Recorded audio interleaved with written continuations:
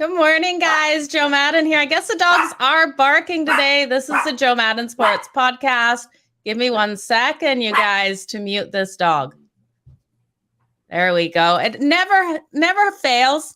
You stomp your foot on the ground, vibrates the ground. This little one tries to stop. I'm joined this morning by George Kurtz of Sportsgrid. George, welcome to the show. Oh, always my pleasure to be here. Listen, I got a dog myself here. I got a nice 50-pound lab mix who's, lucky for me, rarely barks. Okay. Well, my big dog rarely barks either. He didn't get set off by the little one running all the way downstairs when she heard me say hi to you. That is what happened there. So apologies, everyone. But the dogs were barking last night on the Diamonds. What the heck happened to the New York Yankees last night, George? What a game. It was a never-ending game last night. Yeah, listen, I live in New York, so that was post 2 a.m., all right? And after a while here, and I'm talking to Kevin Walsh, we're on Twitter back and forth here, and we're both watching the game. That's 4 hours of my life I'll never get back. All right, I won money on the game. The Yankees are not playing well. I believe they're 7-17 or something like that, or 9-17 in the last 26, 27 games. They're not playing good baseball. The Yankees are a men's beer league softball team. They will crush bad pitching, right? But you throw somebody up there who can pitch. Luis Castillo has now beaten them 3 times in the past, 3 weeks. Yep. The Yankees don't hit very well. Don't hit very well at all, and they don't play the game correctly. I mean, Joe, I'm very much against the ghost runner in baseball, that 10th inning rule where they put the guy on second base. I think it's idiotic and silly. The Yankees in back-to-back innings only batted 2 batters.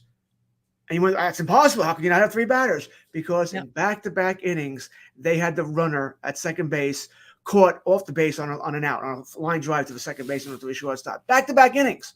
You just never see this. That's how bad the Yankees were last night.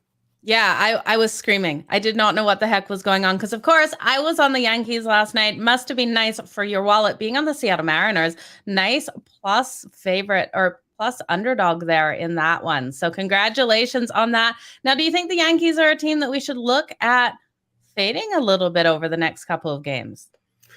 Well, they're playing this afternoon, right? They in Seattle again in about 3.5 hours here. I just looked at it, and I want to bet Seattle. I do. Robbie Ray's going versus Nestor Cortez. Should be a pretty good pitching matchup here.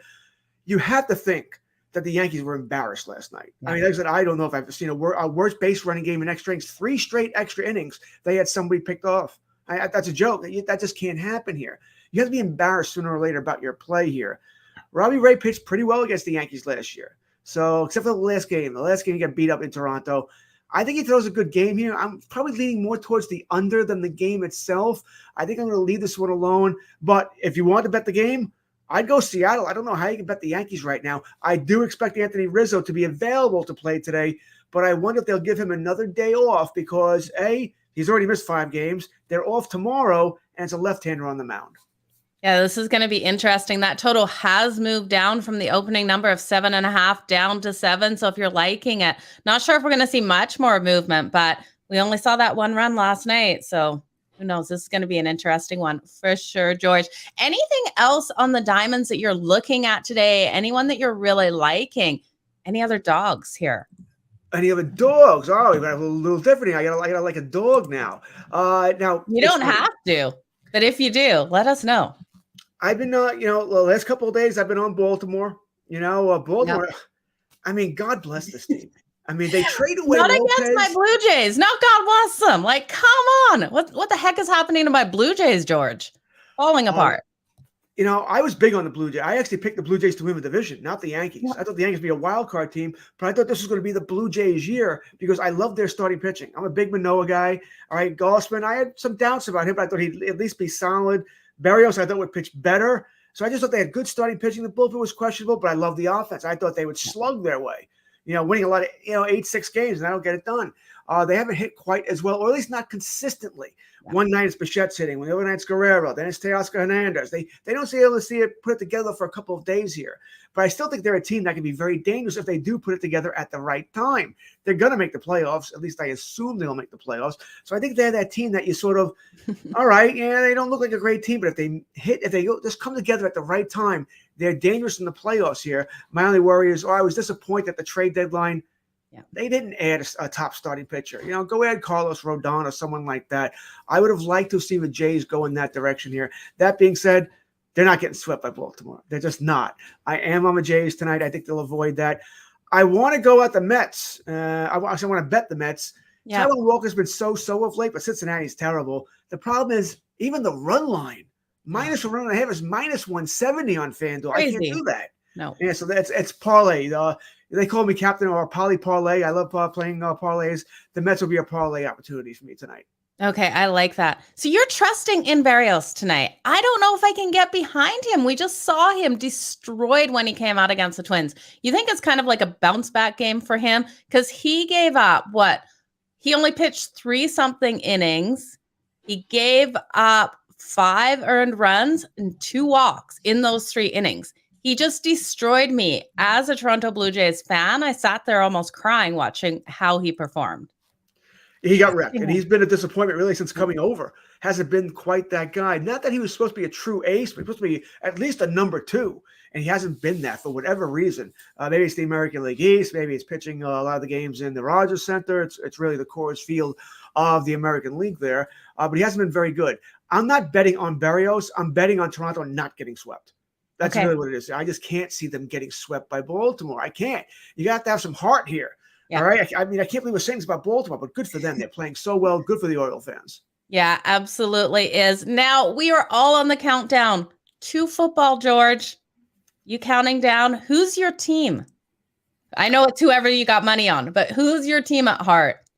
I'm a Cowboy fan, so I root for Dallas. I'm the first person to tell you they're not going very far. I think Philadelphia is the best team in the East. I bet money on Philadelphia to win the East. Okay. I love everything they've done here, but I'm a Cowboy fan. Absolutely. Did you catch Hard Knocks last night? I haven't watched it yet. One of my previous guests has already watched it twice, featuring the Detroit Lions. Are you going to be watching this? I haven't in years. Even when the Cowboys have been on, I haven't really found it all. I don't even think I have HBO. I could probably get it through something, but probably not. Although I have to admit, I do like Dan Campbell. The man is fun to listen to. Yeah. He's going to bite kneecaps and chew on ankles. So it's fun when he says those sort of things. And I did see some clips from it last night. It was on online. You could find them. It was entertaining. And I think the Detroit Lions are an up-and-coming team, by the way. I think if you're looking for a team in the NFC that no one's talking about to make the playoffs, not win the division, but to make the playoffs, I think Detroit might be it. You could see them making the playoffs. Okay. I don't know if I could quite go that far. But so then I think you could look at their win total over that. Over, yes. Absolutely. Yes. Their win total is so low. If you got that high of hopes, that's something I'm going to be going and looking at. Wasn't it something crazy around 4.5? I forget what the win total. I think it might be a little higher than that. Now I'm going to have to look. I've already hit the over on that. When you play these future bets, we all say, how much money do you want to tie up in future bets? Yeah. It's funny. We all say, maybe 20% of your payroll, whatever it might be there. And then we go way past it every time. And I tell myself, also, I'll bet 3 or 4 future bets. I don't want to tie my money up until January. Then all of a sudden I got 18 of these future bets. Who's going to win MVP? Who's going to win defensive MVP? Who's winning what division? Who's making the playoffs? And who's going to go over and unders in their win totals? They're fun to bet. They are so much fun to bet. Any other futures you have out there that you want to quickly talk about before we finish up here, George? I already said Philadelphia to win the NFC East and go over their win total. I don't think people realize how good a team this is. Because football is a quarterback-driven league, right? That's all we talk about is the quarterback when you talk about the game itself. How good is the quarterback? Yeah, Jalen Hurts is so-so, but I do think he takes that next step. Now, when I say next step, I'm not talking all-pro God, the next GOAT, but the next step in his progression here. Enough where that I don't think Philadelphia will take a quarterback in next year's draft. So that kind of step here. Ooh, that's all they need.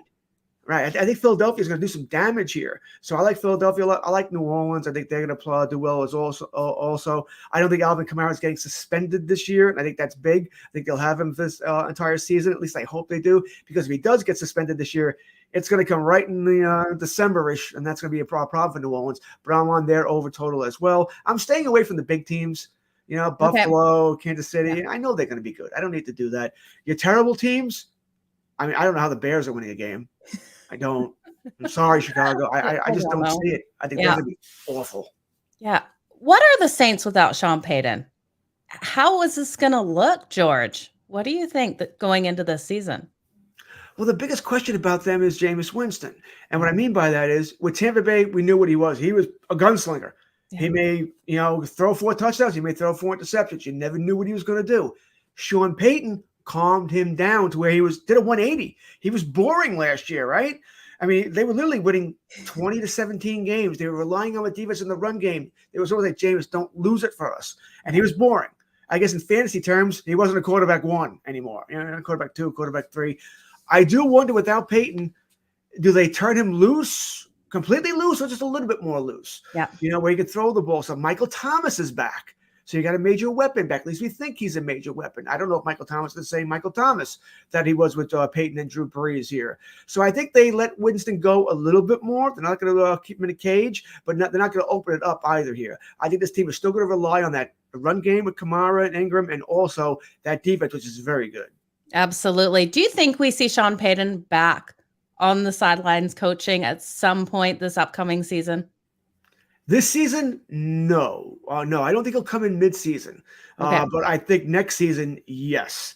I think he'll have the itch. I mean, I know all the Cowboy fans, right behind me here, we would love to have Peyton. But if you're Sean Payton, you can coach anywhere you want, have as much power as you want. Do you want to be a GM, as Bill Parcells would say? If you're going to cook the dinner, do you want to buy the groceries too? Do you want to be that guy?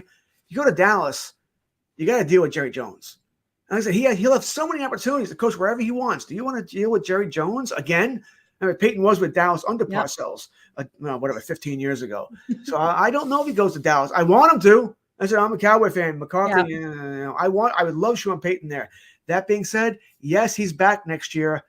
I don't think it's with Dallas, though, unless he wants to be on with the marquee franchise. Yeah, absolutely. Wherever he goes next season, it's just going to be so beneficial to that team. So best of luck for everyone. I wish we could put bets out on where he is going. I'm sure there's a bookie out there somewhere that is taking it, George.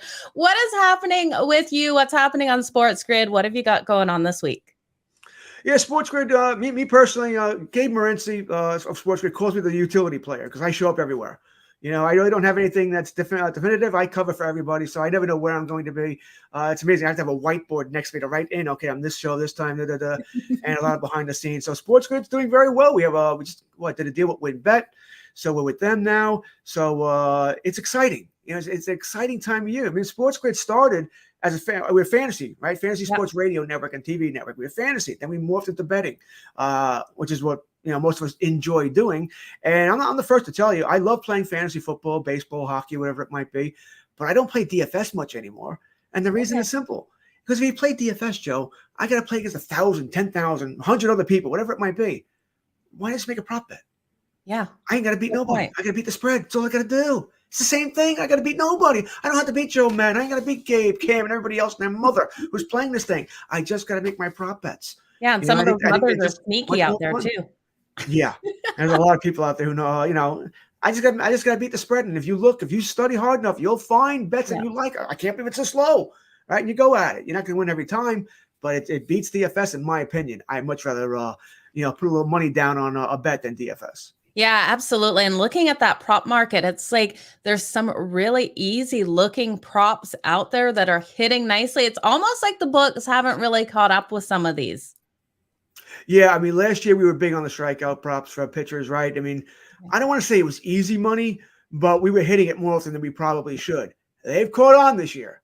Another thing they've caught on that we were big on, I mean, if you listen to In Game Live with Joe Ranieri, we were always on this, is we like tie games. If tie games in the 7th inning, you're almost hoping for, I was going to say overtime, extra innings and hit that over.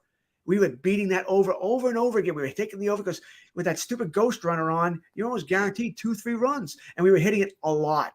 But they smartened up. Probably I'd say about June, maybe late May. All of a sudden they were taking it off. You couldn't bet it anymore. And it was frustrating because it's not there anymore. So they're learning just like we are. Absolutely. Everyone's learning the same. Absolutely. Well, it is going to be an absolutely incredible football season. I wish your Cowboys the best and your wallet, George. You guys make sure you catch him on Sportsgrid. George, where can people find you on social media? Yeah, I make it very easy. I'm all over Twitter. Like I said, and I generally answer any questions that are asked of me, whether it be fantasy or otherwise, at George Kurtz. I don't have Instagram. I don't have any of the others. I do know how to use it, but I don't have it. And on Sportsgrid, like I said, you can find me Sunday mornings from 10 to 12 on Football Full Circle, which I think goes to Pro Football Today, starting with 21st offhand. And other than that, like I said, you never know where I'm going to pop up. Fantasy Sports Today with Craig Mish, In-Game Live with Joe Ranieri. Even I don't know where I'm going to pop up. Well, that's always the fun of the day, finding out where you're going to be, George, like kind of like, where's Waldo, but where's George at today? You guys make sure, follow Sportsgrid. You'll find him on all of those shows. George, absolute pleasure finding or having you on here today. You guys were looking for him. This is where he was. Have a good one, George, and I can't wait to have you back on. My pleasure. Thank you very much. Thank you.